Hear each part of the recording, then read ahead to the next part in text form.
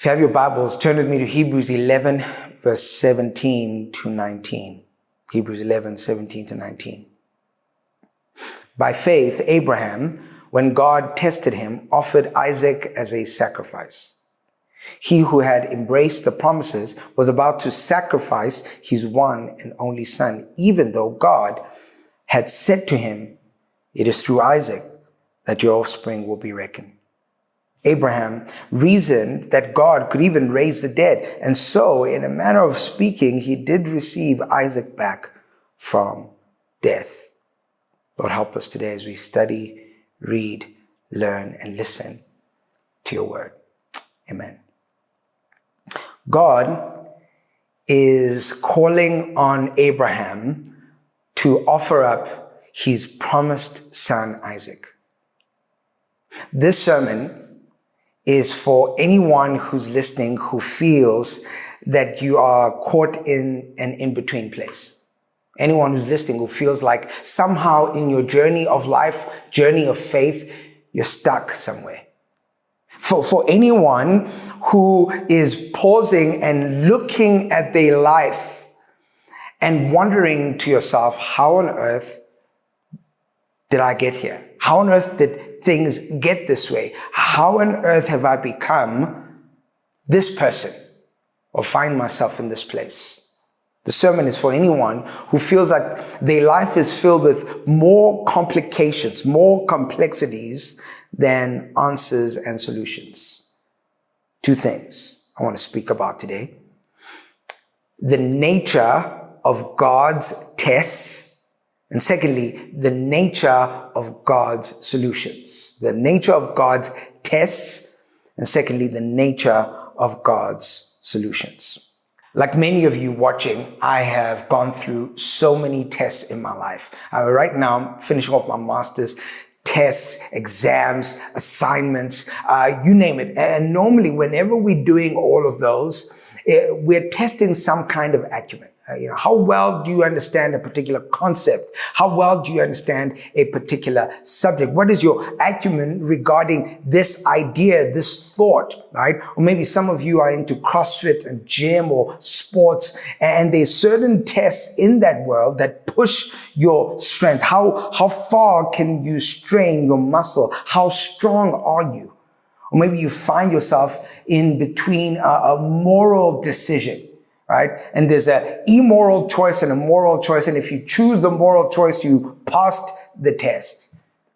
This test that God gives Abraham has nothing to do with Abraham's morality, nothing to do with Abraham's strength, and little to do with Abraham's knowledge about some Christian topic or Christian understanding.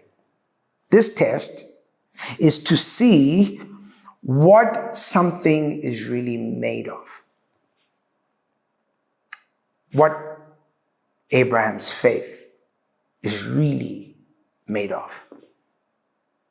It is to allow the invisible content of his faith to appear visible, not so that God might gain more knowledge about Abraham, but that Abraham might understand what's the nature of his faith. This kind of test that will come to every single believer who follows the way of Jesus is not a test to grow your faith, but rather a test to reveal your faith. And this whole story is in Genesis 22, where we find God visiting Abraham and calling him to take his son to the mountain. Genesis 22, I'll read the first few verses. Here's what it says. Sometime later, God tested Abraham, and he said to him, "Abraham." "Here I am," he replied. Then God said, "Take your son, your only son, whom you love, Isaac, and go to the region of Moriah. Sacrifice him there as a burnt offering on the mountain I will show you." In order to understand what this moment is like, we have to visit a few thoughts. The first thought is this, is that God will test you. And we, when we are being tested by God, are not going to have the hindsight knowledge that we have when we read about Abraham. We know that God was testing him, but in the middle of his test, Abraham had no idea he was being tested. He was just present to what God was saying and responding by faith. Sometimes we worry, how will I know if it's a test? How can I prepare myself for a test? How can I perceive, this is a test I want to pass it. This is why we live by faith. Because any test that God gives us will always require faith as a response. Always. It will require, just like Abraham said, for us to say, Lord, here I am. I'm here to hear your voice. I'm here to do whatever you are calling me to do. I'm here to respond in a way that shows that my trust is in you. A test is coming, and when it comes, we who are righteous ought to live by and respond by faith. Not only does God test Abraham, but in order for us to understand the context, we must visit when God actually visited Abraham for the first time. The interplay between Genesis 12, which is when God visited Abraham for the first time, and Genesis 22 is so important here. In Genesis 12, God uses similar language that he used in Genesis 22. What he says to Abraham is this: Abraham, I need you to go to a land that I will show you. In Genesis 22, he says, Abraham, I need you to go to a region, Moriah, and I want you to go to a mountain that I will show you. There is a degree here of uncertainty. The only one who's in full knowledge of what's happening and what needs to happen is God. But Abraham just needs to go. He needs to keep moving towards a direction that God is calling him to. Completely understanding that the uncertainty might be uncertainty to him, but it's not uncertainty to God. As long as he keeps moving in the direction that God is calling him to, he's moving in the right direction. This is why I love the word follow in helping us understand what obedience looks like. You see, obedience is not like this thing we randomly do out in the ether, hoping that somehow the secret attraction of good to good will come back to me. Because I did good, God will give good. No. At the essence of obedience, we are all about following. We follow when we don't fully understand. We follow when we don't fully know. We follow when we even think we know. We follow. We are following his heart. We are following his words. We are following his ways. This is what obedience looks like. It's us learning with all of our being how to follow God in and through the valleys and the mountains, the uncertainties and the successes of life. We follow. Abraham follows. He follows in Genesis 12 when God says, leave your kindred, leave your land, leave your inheritance, go to a land that I will show you. But in Genesis 12, God calls Abraham to sacrifice, but he balances Abraham's sacrifice with a promise. Here's what he says. He says, leave your family, leave your kindred, leave your land, leave your inheritance. Leave your security, all of your security. And listen, I am going to bless you. Here's my promise to you. I will bless you. You leave your family, I'm going to give you a son. You leave your land, I'm going to give you better land. You leave your inheritance, I will be your inheritance. Trust me. Sacrifice balanced with a promise. So sure enough, 20 to 25 years of Abraham trusting the Lord. Eventually, he gets a son as he begins to move away from Haran and moves towards the promised land of God, towards the unknown, following the direction of the Lord. And yet God begins to fulfill his promises. Abraham has just come out of that. He's high off the promises of God, and now God brings him to a test. He sacrificed, God promised, and God met his promise. But in Genesis 22, different ballgame. God calls him to go, to leave, and offer his son on the mountain where he will show him. And it's almost that you can feel the deafening silence, because God doesn't add a promise to the sacrifice. Verse 3. Here's the next words after God speaks to Abraham. Genesis 22, verse 3. Early the next morning, Abraham got up and loaded his donkey and took with him 2 of his servants and his son Isaac. When he had cut enough wood for the burnt offering, he set out for the place God had told him about. On the 3rd day, Abraham looked up and saw the place in a distance and said to his servants, "Stay here with the donkey while I and the boy go over there. We will worship, and then we will come back to you." Can you picture for a moment the somberness of that journey? The reality of walking with your teenage, possibly adult son. He was probably about 15 to 20 years at this time, Isaac was. And in your mind, you are playing through the reality of the promise that God has given me. He's asking me to give it back to him. See, normally what troubles us with the story is that we think that God is calling Abraham to murder his son. He's not. There's a completely different Hebrew word for murder. What God is calling Abraham to do is offer up his son.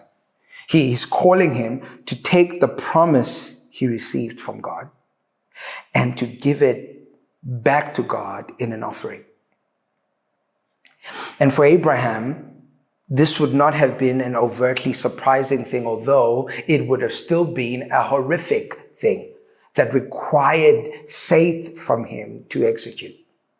It wouldn't have been a surprising thing because not only in that culture were sacrifices normal and even child sacrifices normal. It was normal in the culture of the day. But God hates child sacrifice. He's always hated child sacrifice.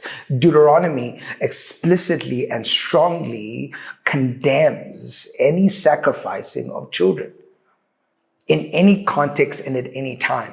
God in no way condones or wants any children to be sacrificed. But what Abraham is understanding is that this God is different from all the other gods. He's not asking me to kill my son for his good. He's asking me to offer up my son, my firstborn son, my only son. Because he belongs to him. Why do I say this? Throughout the whole Old Testament, God claims the firstborns as his own. Isaac is the firstborn of Abraham and Sarah.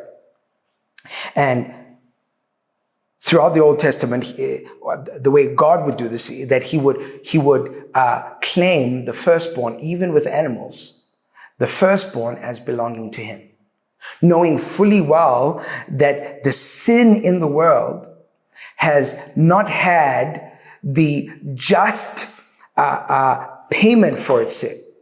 And so continuously what God would do, he would say, give me the firstborn, give me the first fruits. That is your way of worshiping me. That is your way of giving yourself to me in worship and dedication. And so when God knocks at the door of Abraham and he says, hey, it's time. Give me Isaac.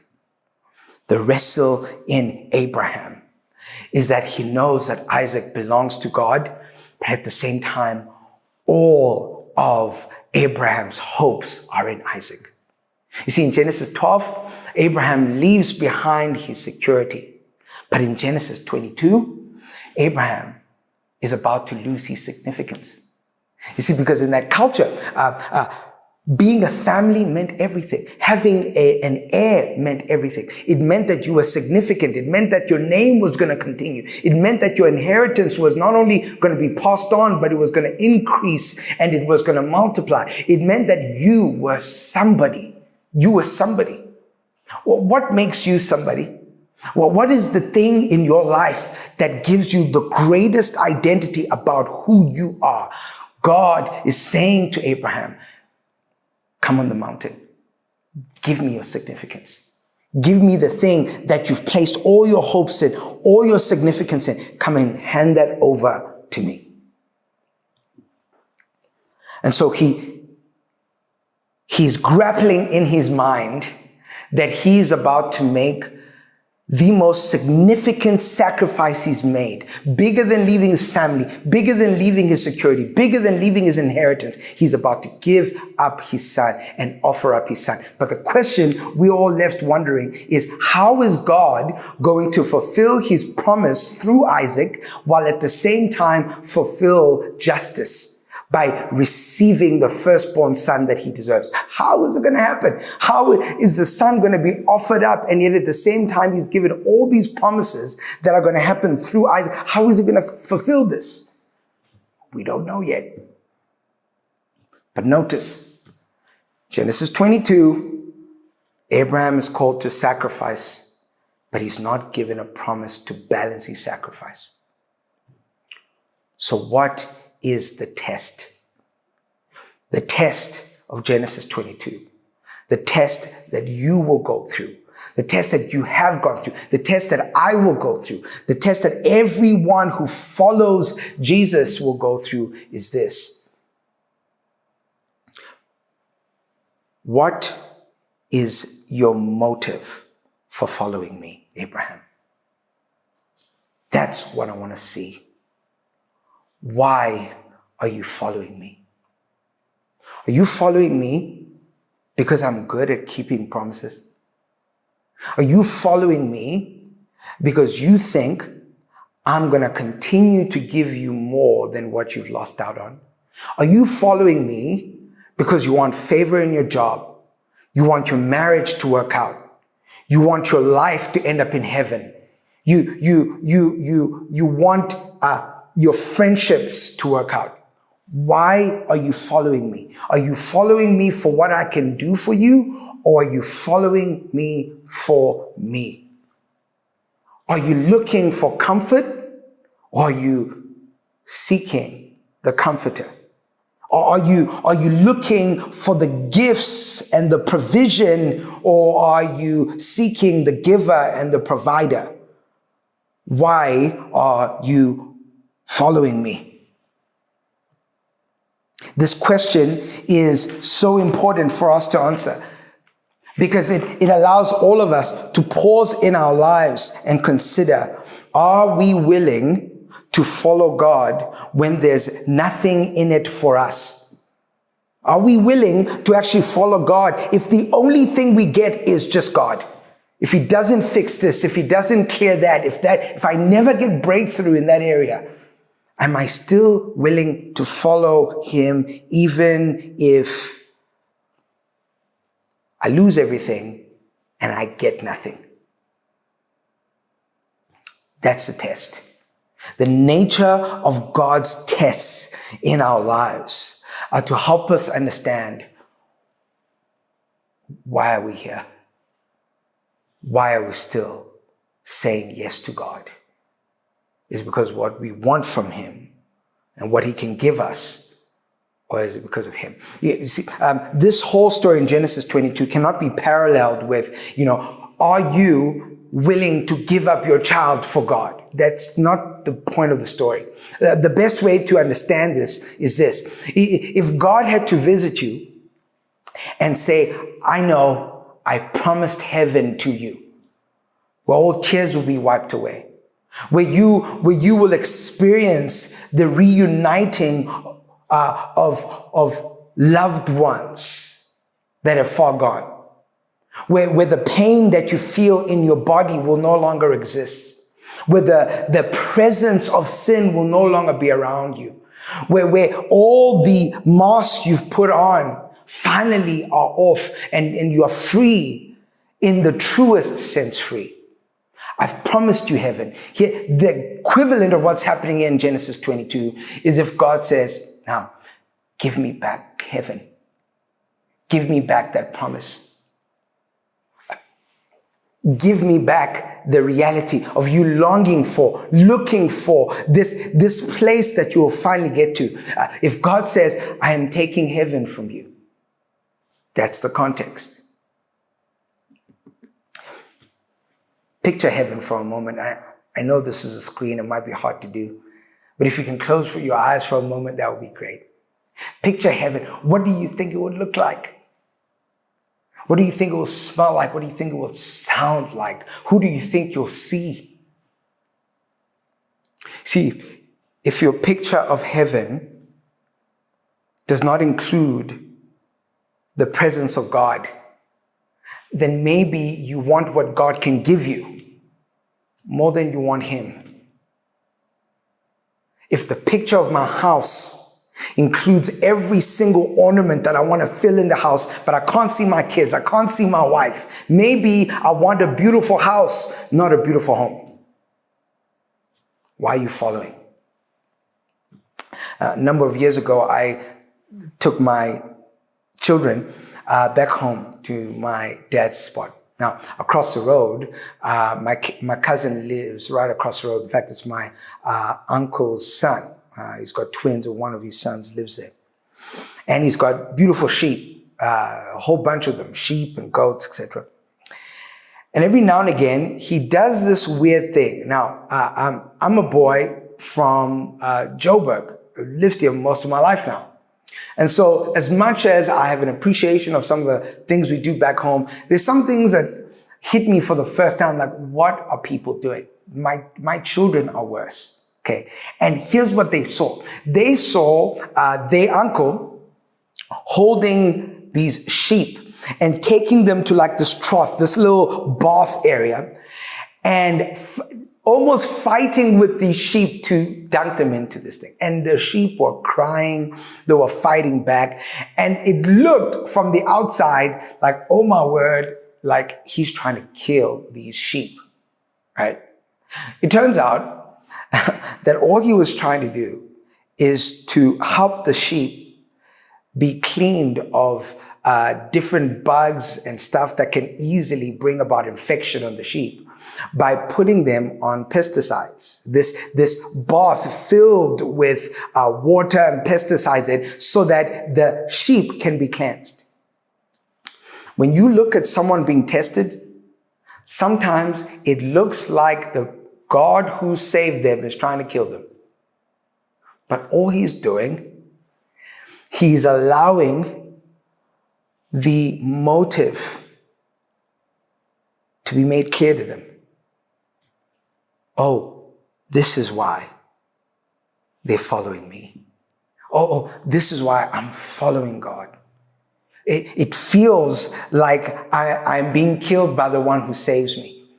But what I do know is this, is that even if I lose everything and I gain nothing, I'm going to follow him no matter what. The nature of God's tests. Now, as we continue to read in Genesis chapter 22, we begin to realize the nature of God's solution. Verse 6, Abraham took the wood for the burnt offering and placed it on his son Isaac, and he himself carried the fire and the knife. As the two of them went on together, Isaac spoke up and said to his father Abraham, "Father." "Yes, my son," Abraham replied. "The fire and the wood are here," Isaac said, but where is the lamb for the burnt offering?" Abraham answered, "God himself will provide the lamb for the burnt offering, my son." And the two of them went on together. When they reached the place God had told him about, Abraham built an altar there and arranged the wood on it. He bound his son Isaac and laid him on the altar on top of the wood. Then he reached out his hand and took the knife to slay his son. But the angel of the Lord called out to him from heaven, "Abraham, Abraham." "Here I am," he replied. "Do not lay a hand on the boy," he said. Do not do anything to him. Now I know that you fear God, because you have not withheld from me your son, your only son." Abraham looked up, and there in the thicket he saw a ram caught up by its horns. He went over and took the ram and sacrificed it as a burnt offering instead of his son. So Abraham called that place, "The Lord will provide." And to this day it is said, "On the mountain of the Lord it will be provided." Abraham, throughout this mountain, has been expressing profound faith.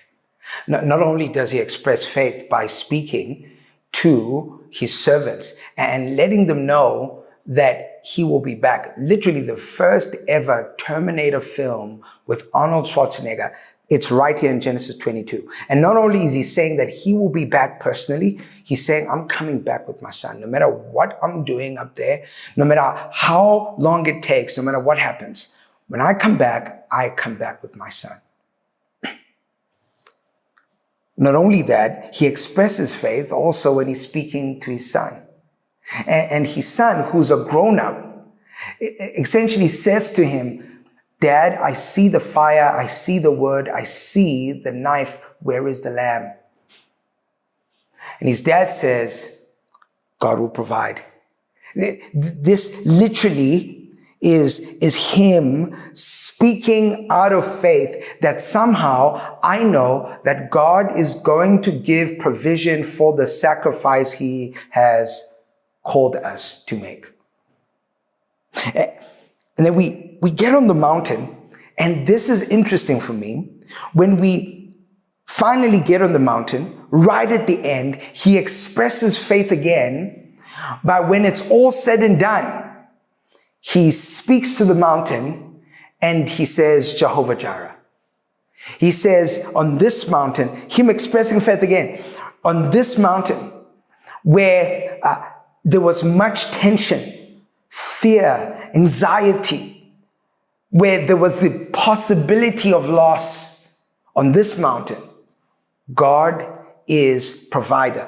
Literally that word, the Lord will provide, the direct translation is the Lord will see to it. This is the truth to our lives.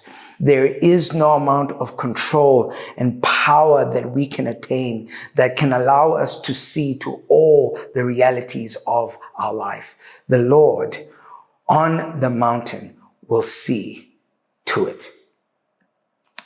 But notice, as we are talking about the nature of God's solution, watch two things that happen on this mountain that give us a picture of the nature of God's solutions. Number one, they get to the mountain, and the son, 15 to 20-year-old, does not put up a fight.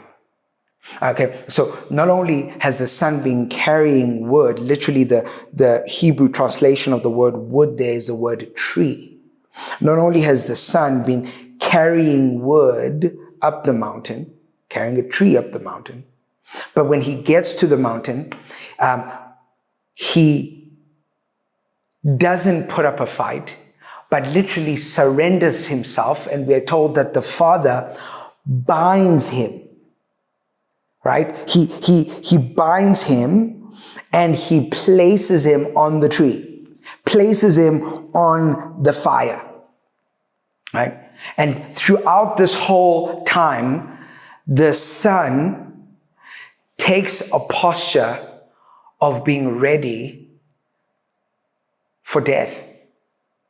he surrenders to the reality of what this moment means. He doesn't fight back. He doesn't push back. He probably might even be stronger than his father at this point. But what does he do? He submits his will to the good of the Father. And he allows himself to be bound without a fight, and he lays down on the tree.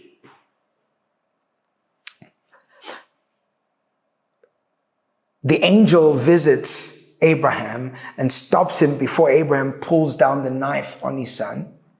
And then we see the next, point number 2, we see the next kind of sign that helps us understand the nature of God's solution, is that the Bible tells us that his son lay down and Abraham looked up. And when Abraham looked up, what did he see? He saw a ram in the thickets.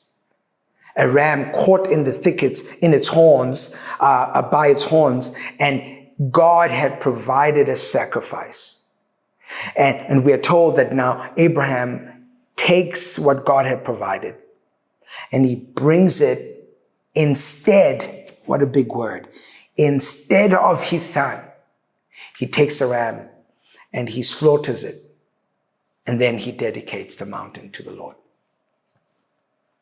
The nature of God's solutions to so many of our problems is this: death precedes resurrection. Death precedes life. My worry in saying this is that we are so bent towards a benefit faith, where we follow God for benefits, that even in hearing me, there is an expectation that if I go through death, life will happen to me in the way that I want it to happen to me, right? If I sacrifice this job, I'm going to have a better job, a greater job. And that's not the point of the story.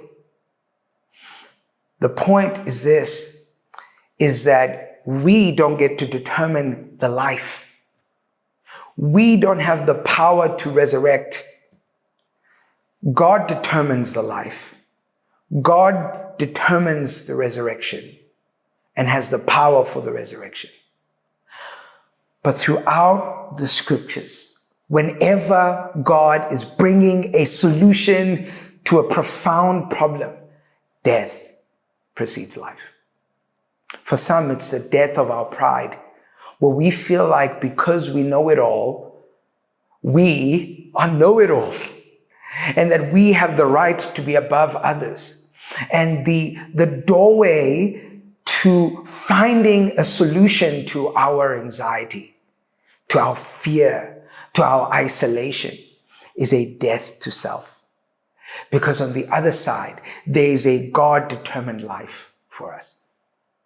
For others of us, it's realizing that there are things in my friendships, in my relationships, in my marriage that are unhealthy. And the tendency is to constantly look at the other person to change. They must die to something so that we can live. But more often than not, what God will do, He will allow the mirror to be turned to you.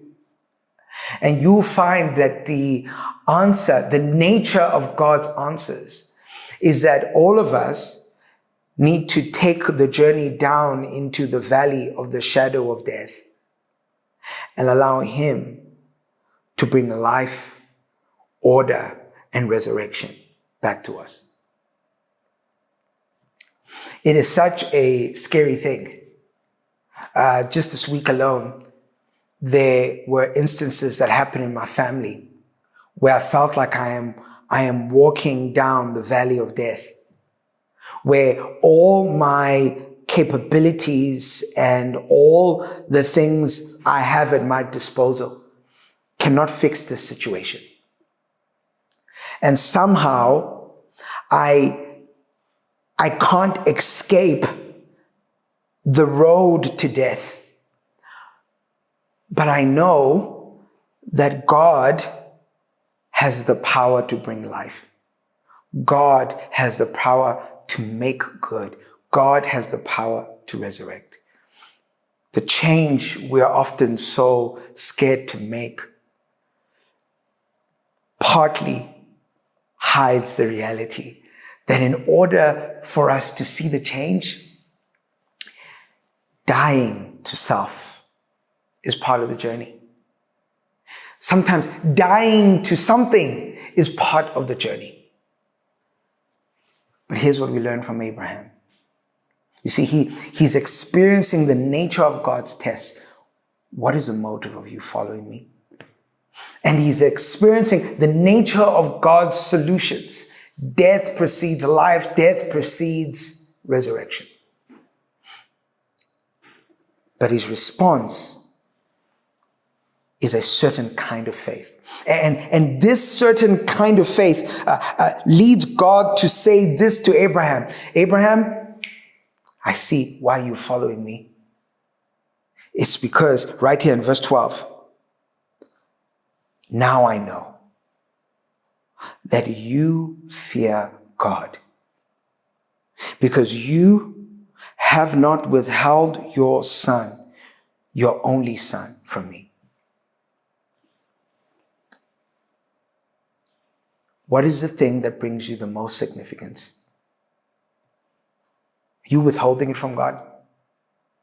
Are you withholding it from God? Are you doing your level best to protect it? God, I will trust you with everything else, but this is mine. I've got all control in this. What Abraham does. Abraham doesn't do that. He takes the most significant thing in his life that he loves with everything he has, and he expresses a faith that the Bible calls resurrection faith.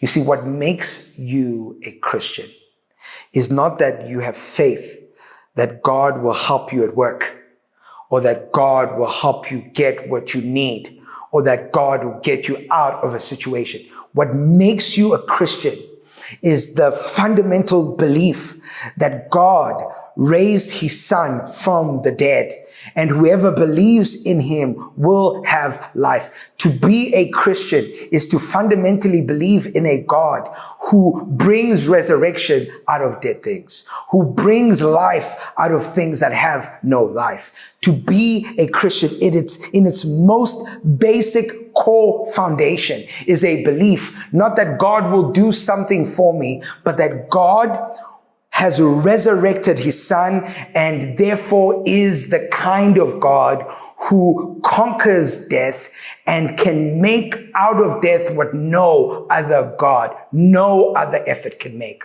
and bring life. That is who God is. That is what it means to be a follower of Jesus. It's to believe that this God resurrects stuff. He resurrects broken marriages. He resurrects dead situations, broken jobs, broken identities.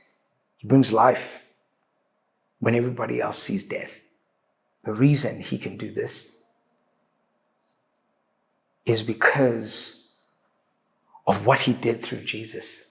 Oh, this is why we love Jesus so much. I made a mention of this one word that is so critical in this text.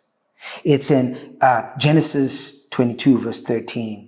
He says, he took the ram and sacrificed it instead of his son. Continuously in the Bible, you will find a lamb instead of them. In Genesis, when Adam and Eve had messed up, God takes from a lamb to cover them. In this moment, it's a lamb instead of Isaac.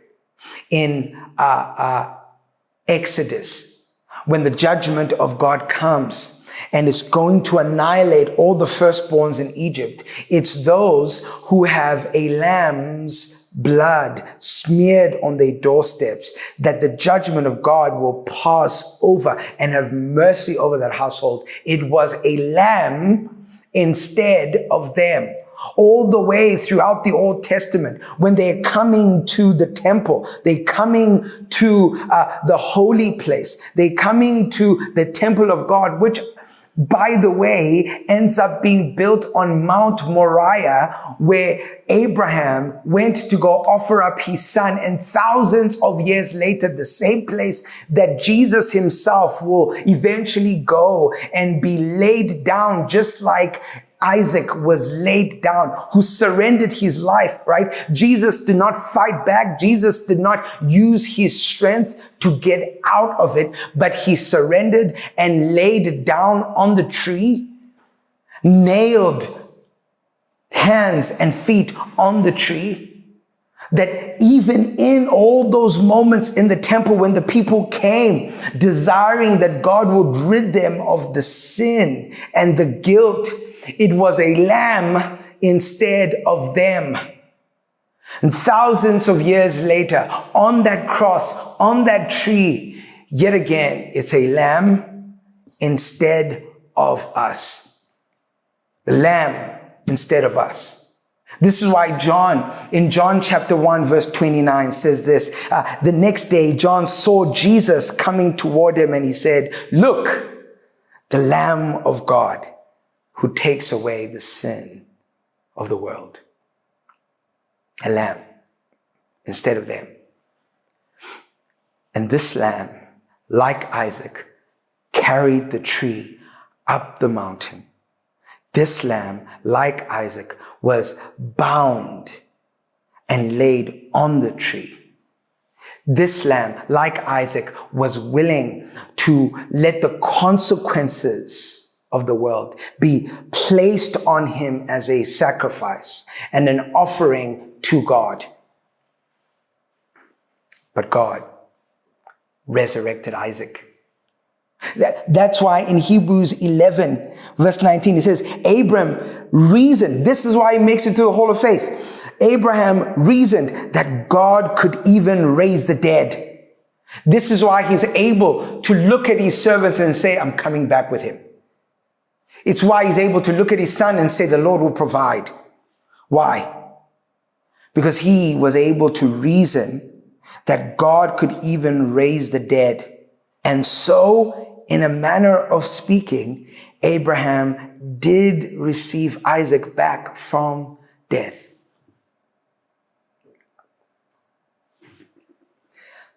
You and I are going to face tests from God. We won't know that we're in the middle of a test. But our response is resurrection faith. You and I are going to be provided with God solutions for problems. And our ability to embrace those solutions is going to require a resurrection faith. Like Abraham. So, whether you find yourself in the in-between place, you find yourself stuck, or you find yourself wondering, how on earth did I get here? Or you find yourself contemplating that your life is filled with more complications and complexities than it does have answers. Resurrection faith is how you respond. You reason with yourself that even if I lose everything and gain nothing, I'm going to follow God through resurrection faith. Even if the answer is death before life, I'm going to follow God with resurrection faith. Because at the end of the day, what he resurrects is always better than what I resurrect. Father, help us as we navigate the issues and the opportunities of life. Help us see your provision. Help us walk in faith and help us pass the test. Amen.